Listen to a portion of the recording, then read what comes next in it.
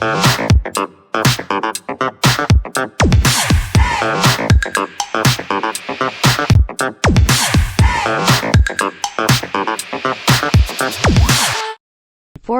Part 1, Part 2, Part 3, and Part 4. Now look at Part 1. Part 1. You will hear a telephone conversation between a language student and an advisor. First, you have some time to look at questions 1 to 6.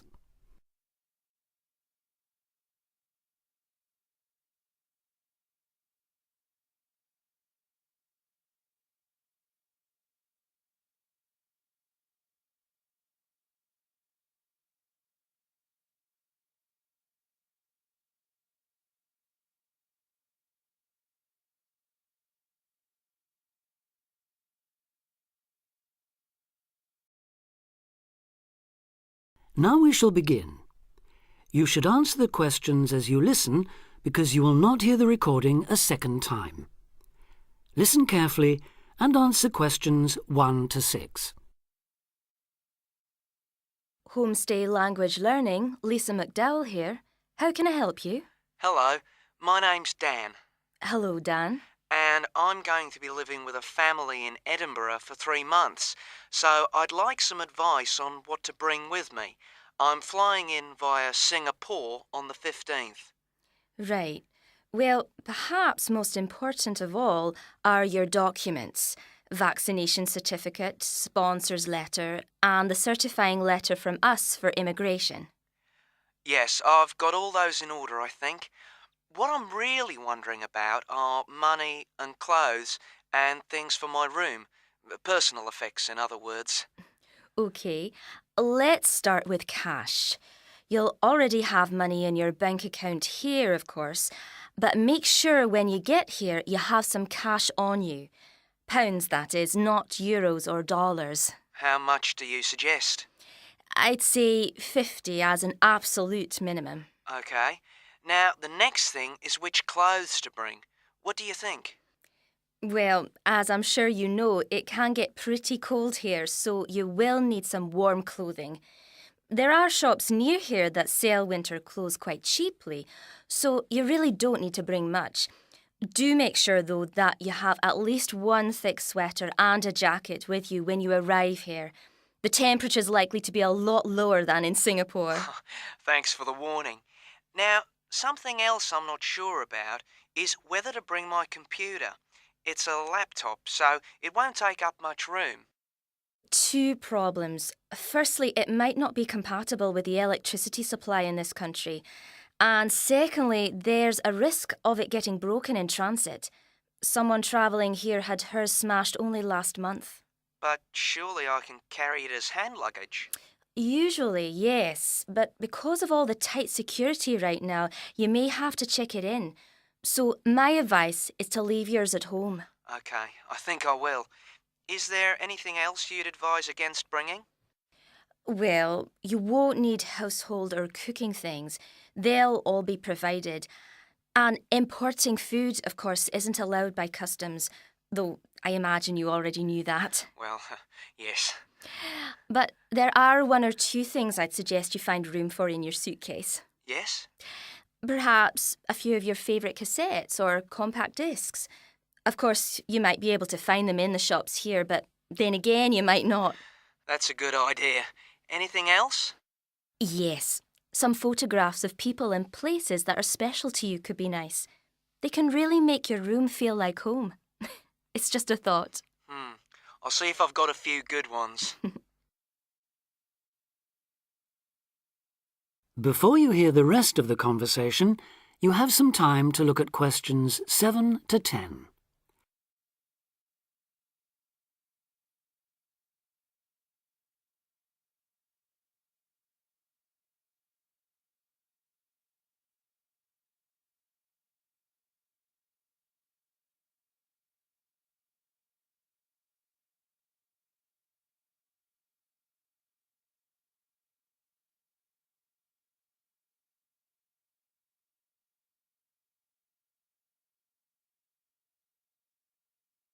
Now listen and answer questions 7 to 10. Just a few points about packing. Make sure all your cases are clearly labelled, in English, with your host family's name and address, just in case they go missing on the way. It has been known to happen. What name do I write, by the way? It's Wark. Lewis and Amy Wark. So that's W-A-L-K? It's actually W-A-R-K. But we'll be posting full details to you later this week. Right, fine.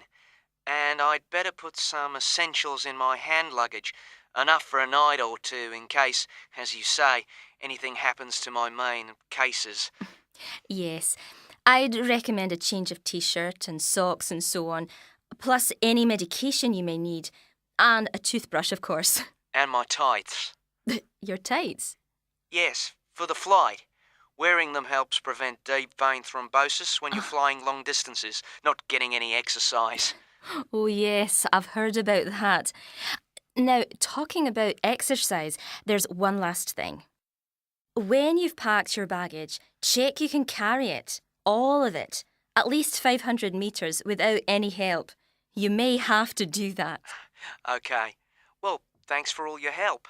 You've cleared up a lot of points. Oh, you're welcome. Have a safe journey, and we'll look forward to seeing you next month. Bye. Bye.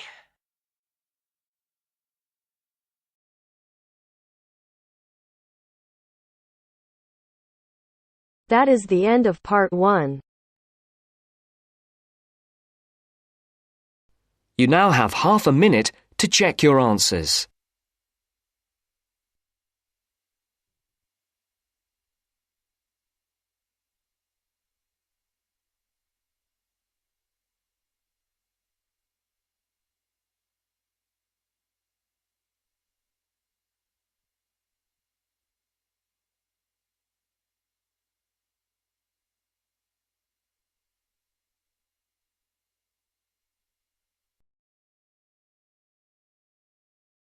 Now turns to part 2.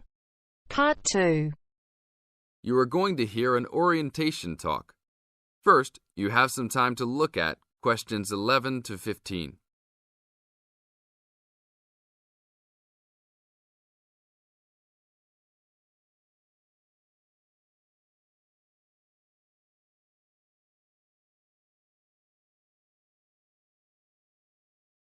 Now listen to the tape and answer questions 11 to 15.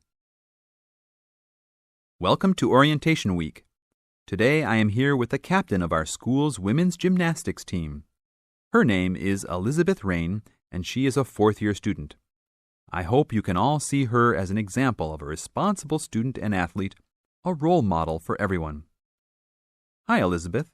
Thank you for stopping by our Orientation Week. Thank you for having me. Welcome to our university, everyone. If there are any of you thinking about joining our school's athletic program, I would strongly encourage you to do it. Being a part of the gymnastics team has been one of my best experiences during my time at this school. It has taught me so much about teamwork and friendship, and has even taught me how to improve my academics by prioritizing my time. I have some questions that I am sure the students will want to know the answers to as well. First of all, how did you find the time to do well in classes as well as train for gymnastics? Prioritizing is the key. You must be very organized. Every day I wake up and I know what I must do for the day. I plan things in order of importance.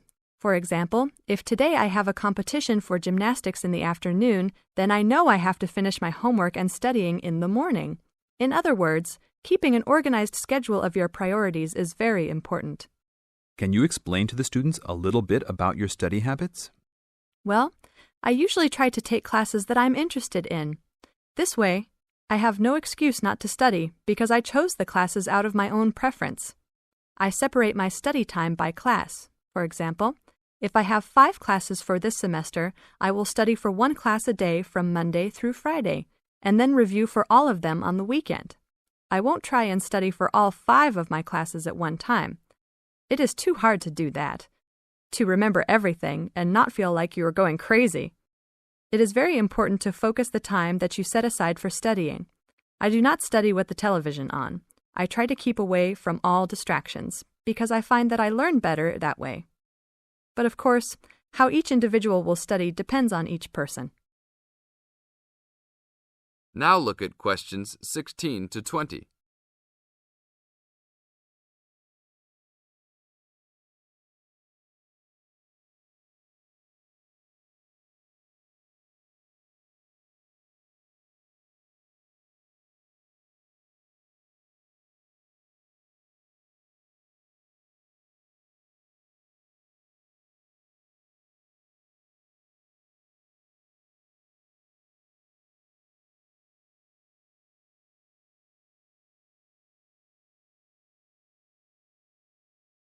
Now listen to the tape and answer questions 16 to 20. That sounds like good advice. Let's talk a little bit about your gymnastics career. How long have you been doing this sport for, and what has been the best moment of your college participation? Well, I've been participating in gymnastics since I was a kid. My parents got me involved in the sport. The best moment.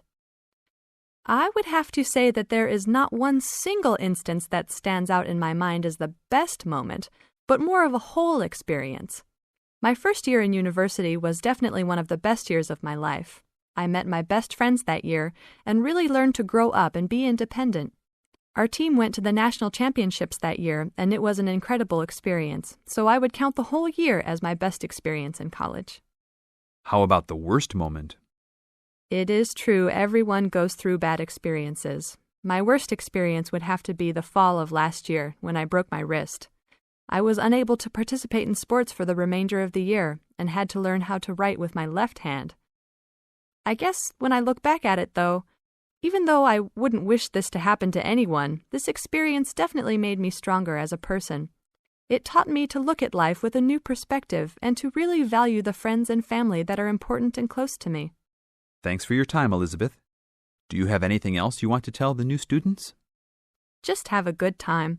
Don't stress out too much, but be responsible for your actions. Work hard and play hard. That's my motto for life.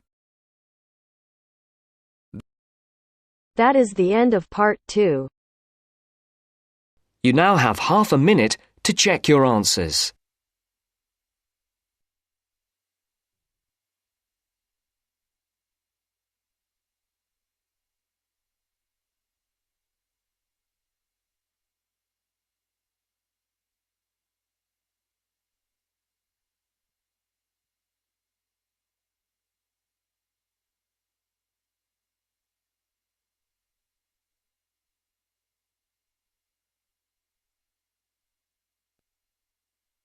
Now turns to part 3. Part 3. Richard Murray, a zoologist and popular TV personality, has been giving a talk on endangered species of wildlife to members of the Young Conservationists Association in a small town in the south of England. Listen to the extract from the discussion he had with two of the young people after his talk. First, you have some time to look at questions 21 to 25.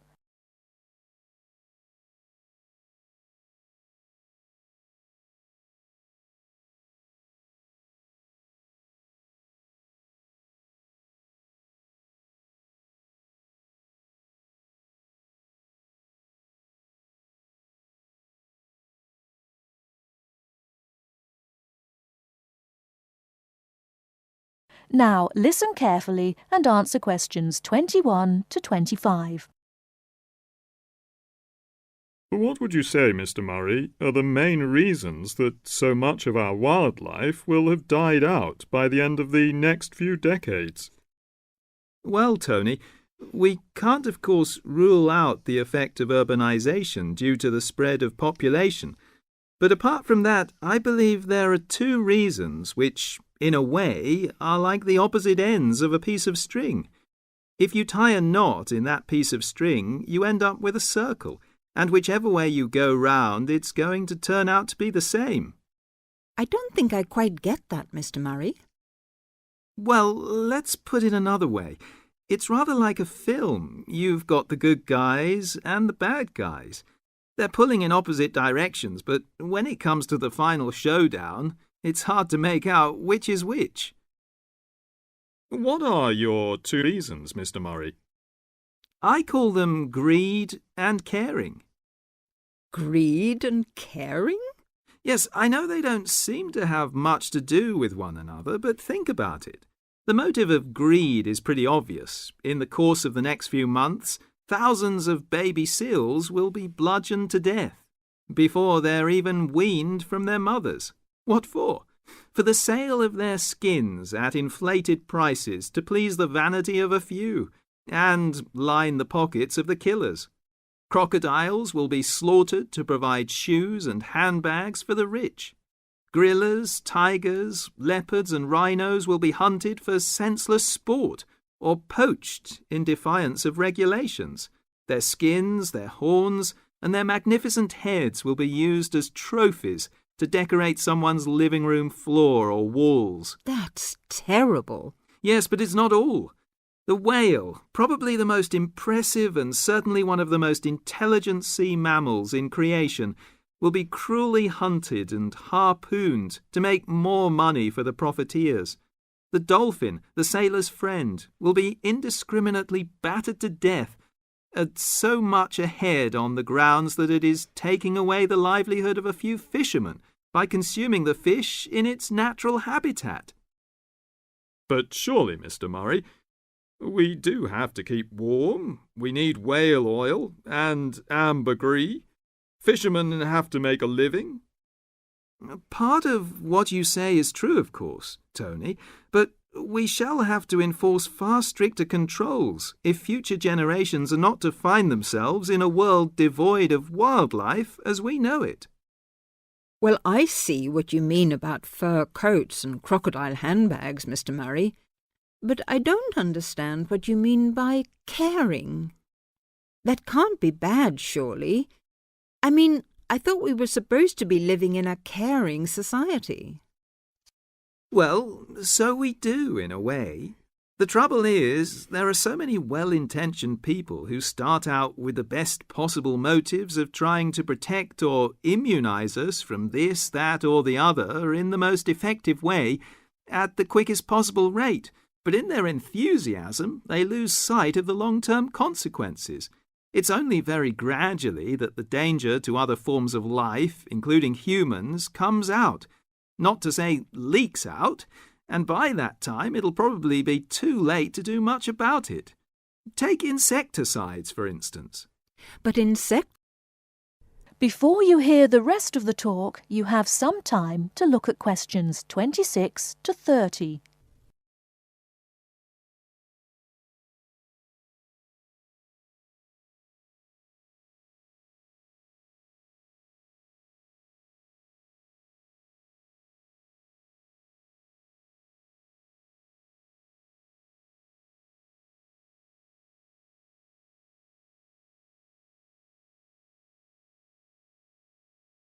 Now listen and answer questions 26 to 30. But insecticides protect crops from pests. They destroy disease-carrying mites and creepy crawlies like cockroaches. True, but nature has a way of developing her own immunity against insecticides and other pest controls, with the result that the biologists are driven to inventing stronger and stronger compounds, which, though they may annihilate the pest, nevertheless permeate the environment, are assimilated by plant and animal life, and become absorbed by the soil. Countless innocent creatures, the beaver or the mole, for example, are performing a useful task in the natural control. The alarming prospect is that as these poisons enter the foods we eat, and consequently our own systems, they'll find their way into the body of the pregnant mother and into her milk, offering incalculable risks to the unborn or newly born infant. In spite of all our technological expertise, our time is running out. We're virtually destroying ourselves. That is the end of part 3. You now have half a minute to check your answers.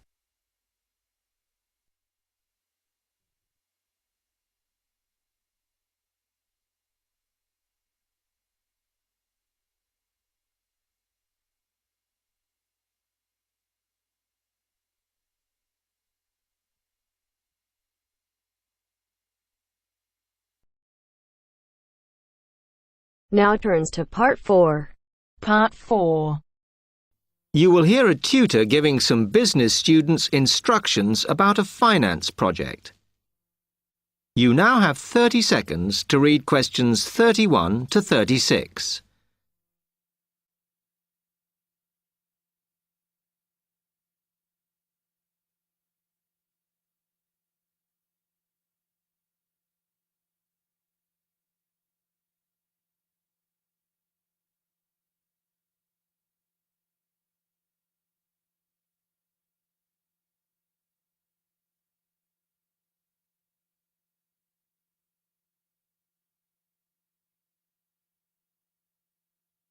OK, can you quieten down, please? Now, today I'm going to talk to you about your assignment. We've been studying the effects of the exchange rate, so I'm going to give you a project to do on this. Right, can you make some notes while I'm talking? The first thing that I'd like you to do in order to prepare this is to select where you're interested in. I mean, which country, and therefore which currency you're going to be operating in. OK, now the purpose of the project is to make money, and I'm hoping some of you will make a significant amount. So, I want you to suppose that you have £100 that you will have to invest purely in the rises and falls of the exchange system. In other words, you'll be trying to predict rates. This is a project that you'll be doing together, but before you work together, you'll have to go off and research what you need to know about the economy of that country and how well it's doing or is expected to do in the near future. You could all make up a little information sheet with your notes on, clearly legible, because then I want you to get together, we can do that next week, and to go round and read about each other's countries. When you see how well or badly each country is doing, I want you to decide what your exchange rate is going to be against all the other currencies. After that is all sorted, what you're going to do is go round the other students and attempt to sell your money to the others. Remember, this will depend on the success of your country's economy and the rate you fixed for your currency. Now, you're not allowed to just swap currencies with each other, but you may wish to buy from the other countries. But you must do a proper transaction. All the way through this, you must keep your accounts properly for each transaction. I'll give you 1 week to do this, and then we will set a time for the deals to finish, a bit like the stock exchange. And at that point, I will ask you to calculate how much you have made. Is that clear? You now have 30 seconds to read questions 37 to 40.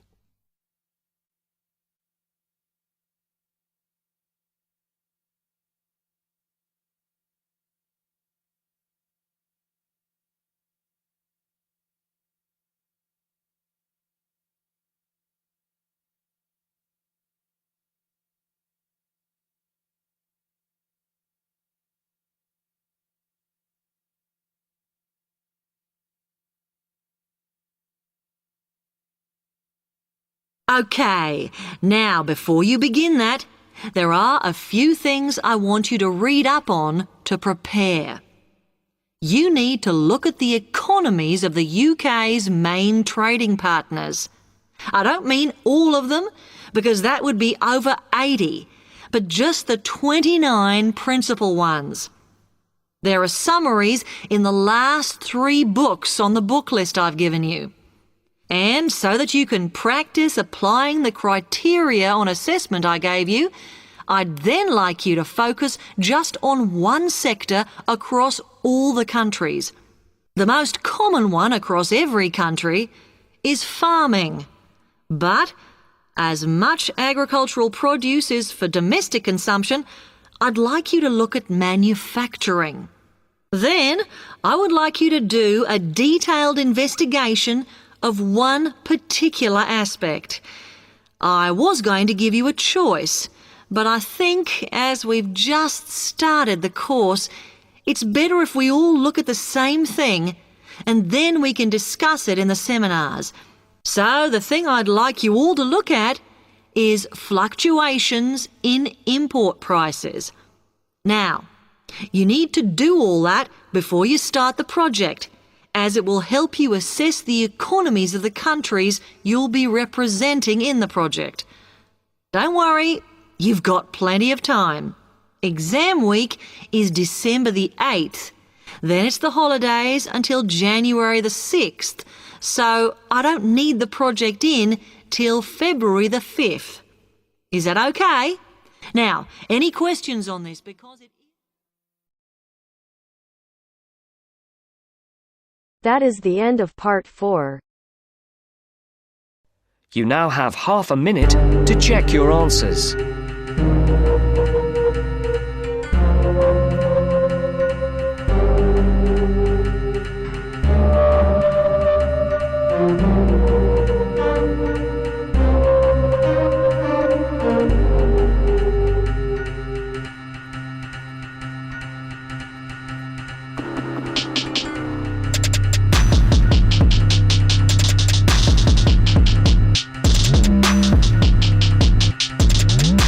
That is the end of the test.